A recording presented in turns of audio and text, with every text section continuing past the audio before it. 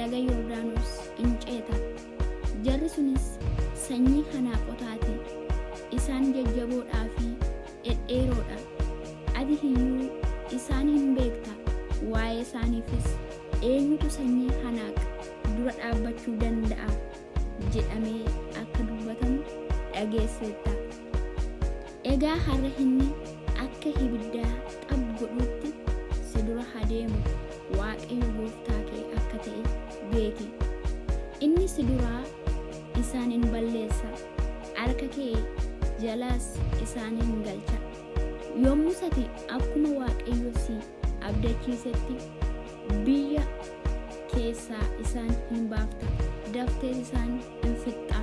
Yommuu Waaqayyo gooftaan kee isaan si duraa ari'ee baasu, ati immoo Waaqayyotu qajeelina koof jedhee akka ani biyya kana qabadhuuf as ana galchi jettee garaa keetti hin yaadin. Waaqayyo gooftaan kee garuu sabni kun jal'oota waan ta'aniif si duraa oofee isaan hin baase.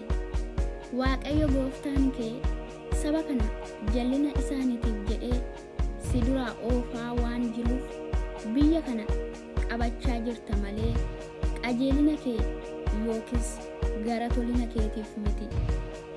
Waaqayyo isa abboota kee Abrahaamii fi Yisihaaqiif Yaaqoobiifis kakate sana fiixaan baasuudhaaf kana hin godha.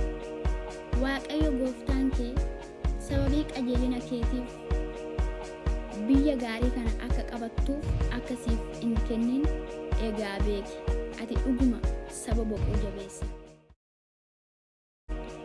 Ati lafa hunaa keessatti Waaqayyo gooftaa kee attam akka haarsite yaadadhu, inni irraanfatiinis. Gaafa biyya Gibxii baatee jalqabdee amma guyyaa iddoo kanaatti galtetti Waaqayyo irratti ka'aa turte. Ati Waaqayyoon Siinaatti iyyuu aarsinaan inni sitti dheekkamee si balleessuuf yaade. Yommuu sani gabatoota dhagaa, gabatoota kakuu isa Waaqayyo wanta si wajjin kakuutti gale irratti caafe sana fuudhuudhaaf gara tullichaatti ol ba'e.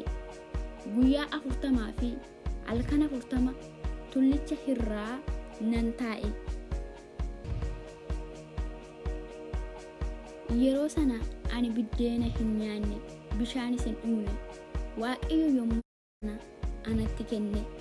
Dubbiin Waaqayyoo gaafa isin walitti qabamtan sana tullicha irraa ibidda gidduudhaa isinitti dubbate.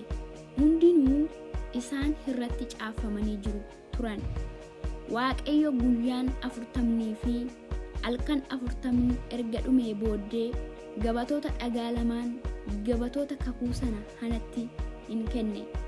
Gaafas Waaqayyo, jarri kee warri ati biyya Gibxii baafte hin mancahan, dafanii karaa ani isaan habboome irraa jallatanii bifa baqfamaa hin tolfatan.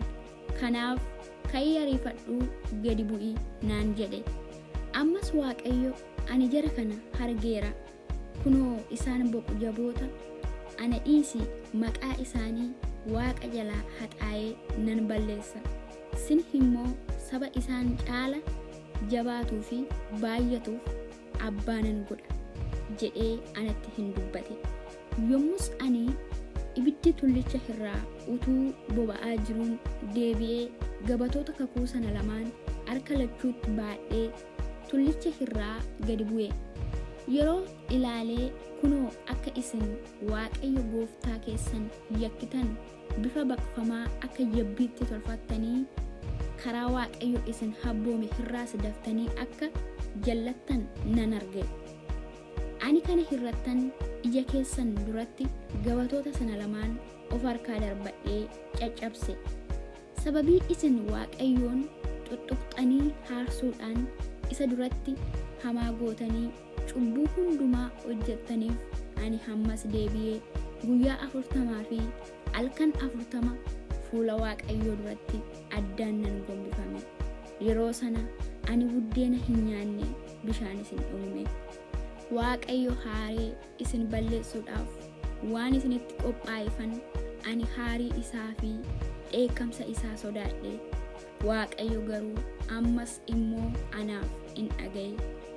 Yommus Waaqayyo baay'isee Haaronitti dheekkame isa ajjeesuus in barbaade.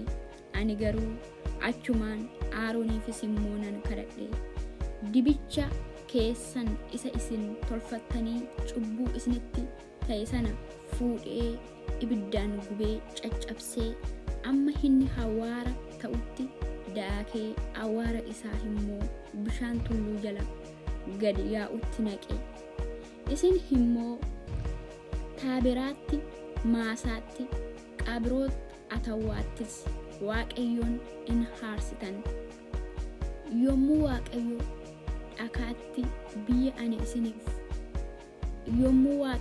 dhaqaatii biyya ani isiniif kenne qabadhaa jedhee Qaadesh Barnee'aadhaa isin herge, isin immoo abboommii Waaqayyoo gooftaa keessan irratti kaatan isa hin amanne, isaafis hin dhageenye. Erga gaafa inni isin wajjin wal bareetii jalqabee isin Waaqayyo irratti ka'uu hin dhiifne.